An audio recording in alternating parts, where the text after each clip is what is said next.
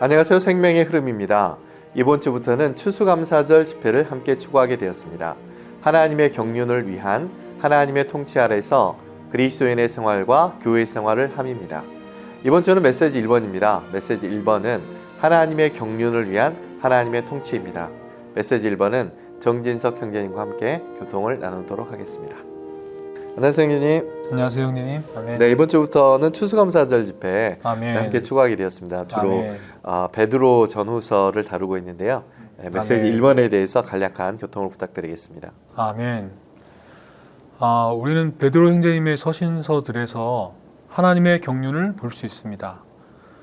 우리는 메시지의 제목처럼 하나님의 통치가 하나님의 경륜을 위한 것이라는 중점을 잊지 말아야 합니다.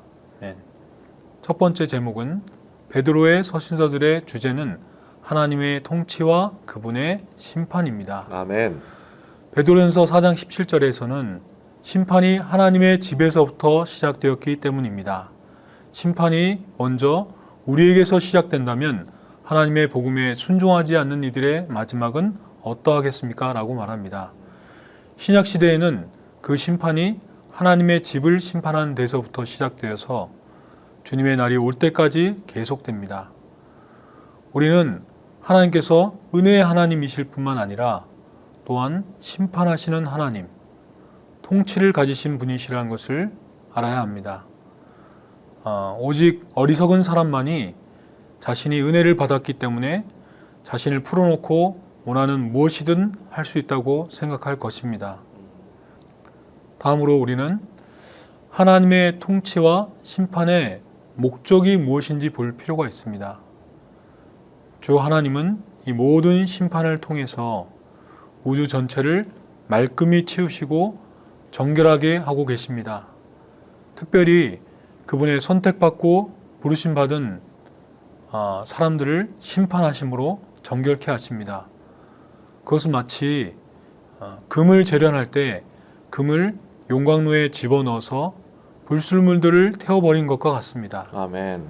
그런 뜨거운 용광로를 통과할 때 금은 더 밝게 빛나고 더 순수해지는 것입니다. 그러므로 베드로전서 4장 12절은 사랑하는 여러분, 불같이 혹독한 시련이 여러분을 시험하려고 닥쳐올 때 이상한 일이 벌어진 것처럼 기이하게 생각하지 마십시오 라고 말합니다. 때로 주님이 우리에게 안배하시는 혹독한 시련들은 우리 존재 안에서 주님과 어울리지 않는 것들을 태우는 용광로가 되는 것입니다. 따라서 베드로는 우리에게 여러분이 체류자로 사는 동안 두려운 마음으로 지내십시오 라고 말하고 있습니다. 로마서 1번에서는 이제 베드로서의 주제가 아멘. 하나님의 통치라는 것을 보여주고 이번에 이제 개요에서 강조를 하신 것은 이 베드로 전후서의 기본 구조가 어떻게 되어 있는지에 대해서 맞습니다. 강조를 많이 하셨어요. 아멘. 네, 그래서 이 로마서 2번에서는 그런 부분을 말씀하고 있는데 이 부분에 대해서 교통을 부탁드립니다. 아멘. 베드로 전후서의 주제는 하나님의 통치이지만 하나님의 통치가 이 서신서의 중심 초점은 아닙니다. 네. 하나님의 통치에 관한 모든 것은 이 서신서들의 중심 초점과 기본 구조로 되돌아가야 하고 네. 또 하나님의 경륜을 수행하도록 우리의 충만한 누림이 되시는 삼일 하나님께로 되돌아가게 합니다. 베드로 서신의 최초의 기본적인 문제는 바로 삼일 하나님입니다. 베드로전서 1장 2절에서는 곧 하나님 아버지께서 미리 아신 바에 따라 선택하시고 그 영께서 거룩하게 하시는 가운데 예수 그리스도께 순종하게 되고 그분의 피가 뿌려진 사람들에게 편지합니다 라고 말합니다. 서신의 시작에서 아버지의 미리 하심과 선택, 또 그 영의 거룩하게 하심, 또 예수 그리스도의 핏뿌림을 언급하고 있습니다. 이 서신서의 중심 초점과 기본 구조는 바로 삼일 하나님입니다. 곧 우리의 완전한 누림이신 삼일 하나님입니다. 우리는 이 초점에서 빗나가지 말아야 합니다. 그런데 이런 삼일 하나님의 풍성을 우리는 어떻게 적용하고 누릴 수 있습니까? 베드로전서 3장 4절에서는 마음에 숨겨진 사람을 단장하십시오라는 표현이 나오는데 사람의 영이 이 마음에 숨겨진 사람인 것입니다. 우리의 영은 우리가 신의 본성에 참여하고 우리의 몫이신 삼일 하나님을 누리기 위한 수단입니다. 베드로 전후서의 중심 초점과 기본 구조는 삼일 하나님께서 운행하시어 그분의 완전한 본을 성취하심으로써 우리를 거듭나게 하시고 또 그분의 말씀을 먹게 하시고 아멘. 자라고 변화되고 영적인 집으로 건축되게 하셔서 그분은 거처를 얻으시고 우리는 영광스럽게 되어서 그분을 표현하게 되는 것입니다. 아멘. 아멘. 교통 감사드립니다. 아멘. 감사합니다. 네, 함께 메시지 1번에 대해서 교통을 나누었습니다. 이제 이어서 이 메시지와 관련된 영상을 함께 시청하도록 하겠습니다. The general subject says, living a Christian life and church life under the government of God for the economy of God. Now, in this first session, I just want you to be impressed. This session will cover the first key statement. Tomorrow morning, James's session will cover the second key statement. And so look at the overall subject. It doesn't end with the government of God. Yes, praise the Lord for the government of God. But the government of God is for the economy of God. And you can see by these statements. Well, I'll read to you, from the ministry some of this about the first key statement. Tomorrow, James's message will focus on living a Christian life, under the government of God. Tonight, we want to see, of course, we want to see something on the government of God, but James will cover that in detail tomorrow. But what the burden is tonight is that we would see the central focus and basic structure of 1st and 2nd Peter. What's the central focus? What's the basic structure of these epistles? And when Brother Lee gave the life study training on 1st and 2nd Peter, right after that, he gave the life study of Jude.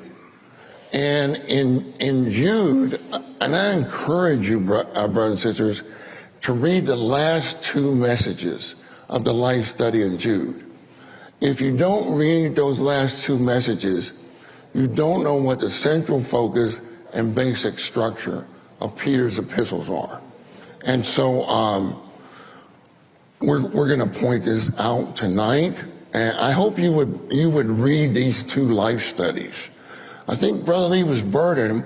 He shared on the government of God, but he didn't want us to miss the central focus and basic structure of 1st and 2nd Peter. And this is talked about in messages 4 and 5 of the life study of Jude. Now, when we were going over the messages, I read a number of these quotes to the brothers, and I want to read them to you tonight. This is from, again, the life study of Jude, messages 4 and 5. Let me just read these things to you. Very, very important. Although the subject of 1st and 2nd Peter is God's government, this is not the central focus and basic structure of these epistles. When you consider the matters of God's government and the historic examples of his dealing and his judgment, you should not be distracted by these matters. Everything concerning God's government should bring us back to the central focus and basic structure of these epistles, the triune God as our full enjoyment. Triune God as our full enjoyment. So this is the heart of these epistles. Okay, let me go on. I'll say something else. Brother Lee just, in those life studies in Jude, he just hit it again and again from every angle. I'll read you another statement. He said the central focus and basic structure of 1st and 2nd Peter is the triune God operating to accomplish his complete salvation so that we may be regenerated, that we may feed on his word, and that we may grow, be transformed, and be built up in order that he may have a dwelling place and that we may be glorified to express him. God shows us in eternity past. The Spirit applies God's decision to us. The Son redeems us, and the Father regenerates us. That's 1 Peter 1, 2, and 3. This is the triune God in the accomplishment of his full salvation. Our human spirit as the hidden man of the heart. That's 1 Peter 3, 4. Isn't it wonderful? We have the hidden man of our heart. That is our human spirit. So our human spirit as the hidden man of the heart, and God's spirit as the Spirit of glory and as the Spirit of Christ, which is in chapter 4:14 and 1:11, are the means for us to partake of God as our portion, which is 2 Peter 1:4.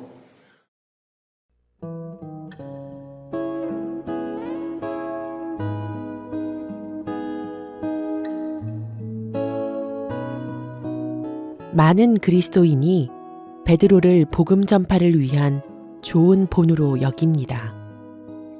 그들은 자주 사도행전 4장 12절을 인용하는데 거기에서 베드로는 그러므로 다른 이에게서는 구원을 받을 수 없습니다.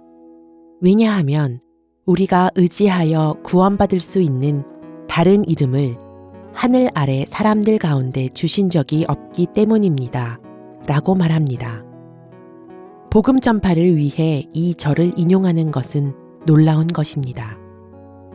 그러나 대부분의 사람들은 이 절의 첫 번째 단어인 그러므로를 소홀히 합니다. 이 절의 첫머리에 있는 이 단어는 앞절인 11절을 가리키는 단어입니다. 그러므로 사도행전 4장 12절을 인용할 때 우리는 11절을 가리키는 단어인 그러므로를 잊어서는 안 됩니다. 11절은 이분은 건축자들인 여러분에게 아무것도 아닌 것으로 여겨지셨지만 모퉁이의 머릿돌이 되셨습니다. 라고 말합니다. 이 절은 하나님의 백성의 구주이신 그리스도에 대해서가 아니라 하나님의 건축물의 모퉁이 돌이신 그리스도에 대해서 말하고 있습니다. 그러므로 복음은 구주뿐만 아니라 돌과도 관련됩니다. 우리 구주는 돌이십니다. 이 돌은 건축자들에게 아무것도 아닌 것으로 여겨졌습니다. 유대인 건축자들은 하나님의 집을 건축하도록 되어 있었습니다. 그러나 그들은 살아있는 돌이신 그리스도를 배척했습니다. 그들은 그분을 버렸지만 그분은 모퉁이의 머리돌, 곧 하나님의 건축물의 모퉁이 돌이 되셨습니다. 모퉁이 돌은 두 벽이 만나는 곳에 놓이는 돌입니다.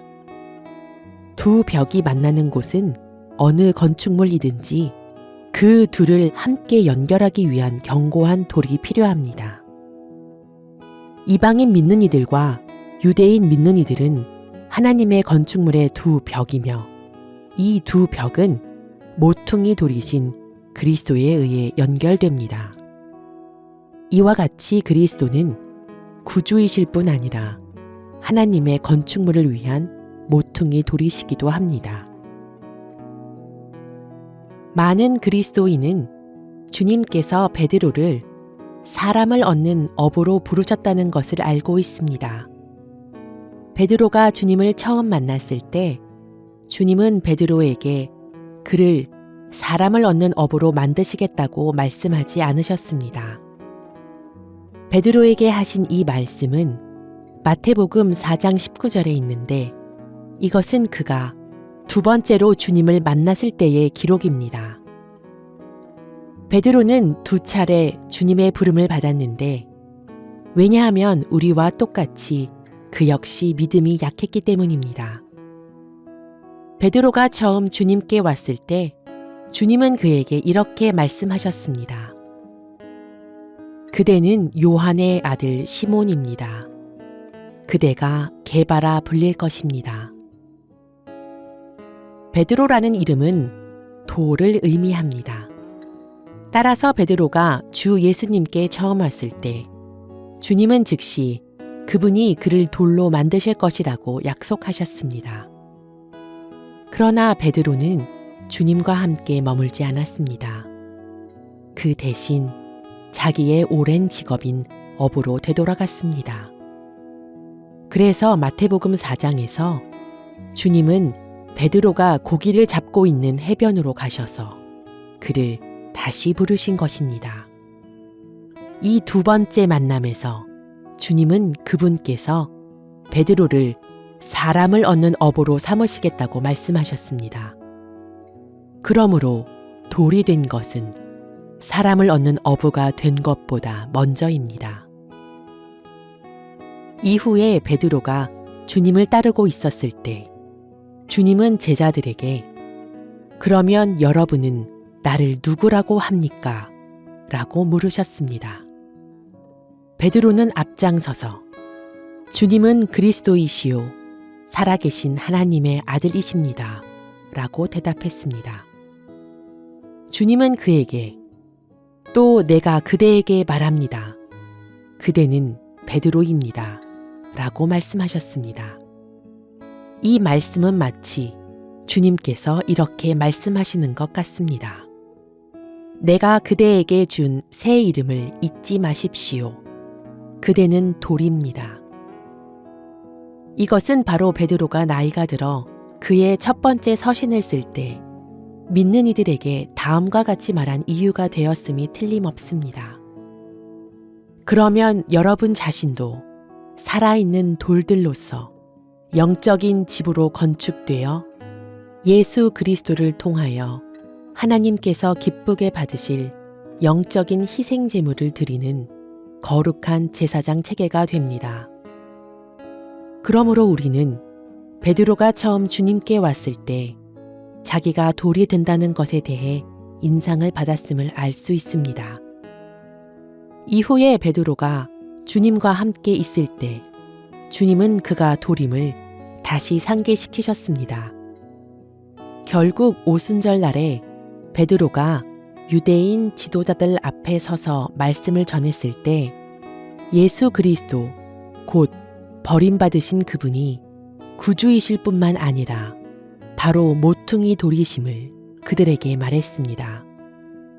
베드로는 구주이실 뿐 아니라 돌이신 그리스도를 전파했습니다. 그리스도는 우리의 구원을 위한 구주이시며 하나님의 건축물을 위한 돌이십니다. 그리스도는 구주가 되심으로 우리의 필요를 만족시키시고 돌이 되심으로 하나님의 목적을 이루십니다.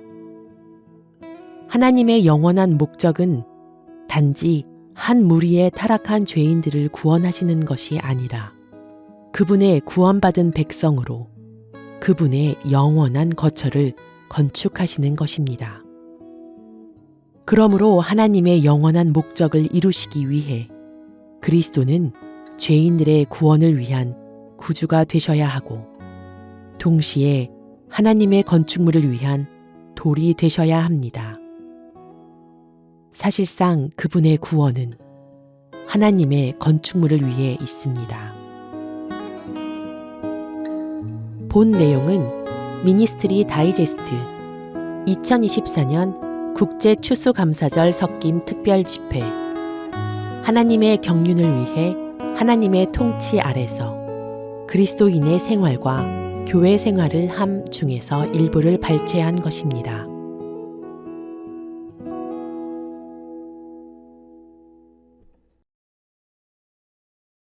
베드로전서 4장 17절은 때가 이르러 심판이 하나님의 집에서부터 시작되었기 때문입니다. 라고 말합니다.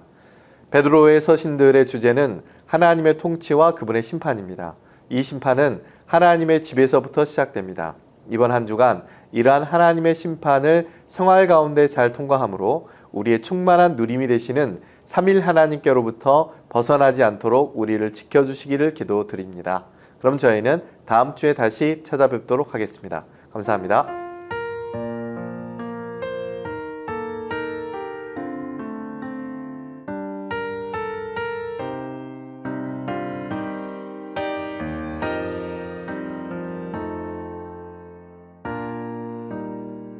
참 기묘해 아버지 아들 성령 셋이나 본질 한 영이실세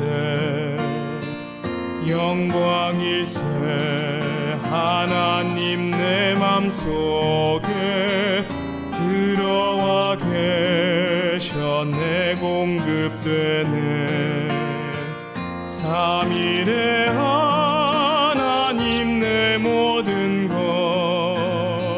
참 기묘한 자랑일세 신성의 성분 쓰고도 남네 높고 귀한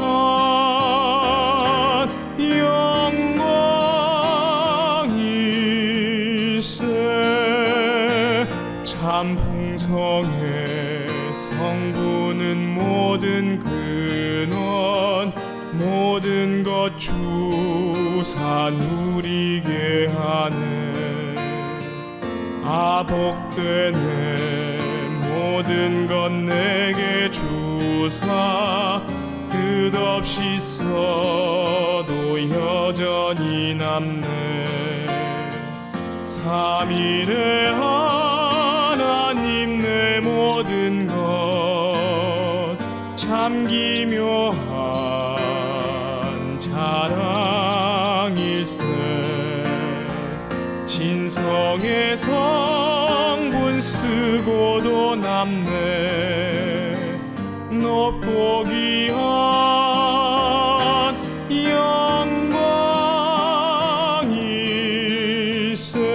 영광일세 참 기묘해 성자는 육신 입고 인류와 동거하러 오셨네 참 놀라운 십자가 구속으로 죄인이 주와 연합되었네 삼일의 하나님 내 모든 것 참 기묘한 자랑일세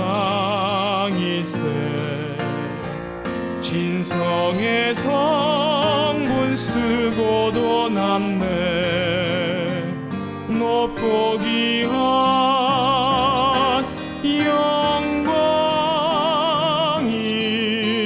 영광일세 참 기묘해 영은 곧 아들의 영 내 영의 오사 생명 공급돼 기쁨일세 영과 영 연합하여 두 영이 한 영 되어 접촉해 삼일의 하나님 내 모든 것 참 기묘한 자랑일세 신성의 성분 쓰고도 남네 높고 귀한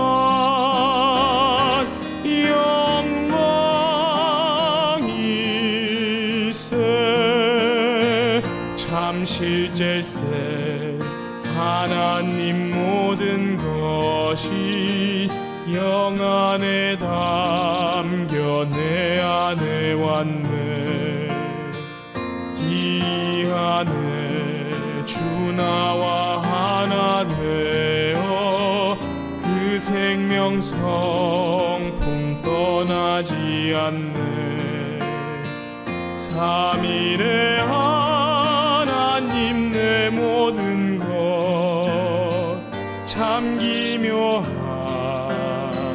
자랑일세 신성의 성분 쓰고도 남네 높고 귀한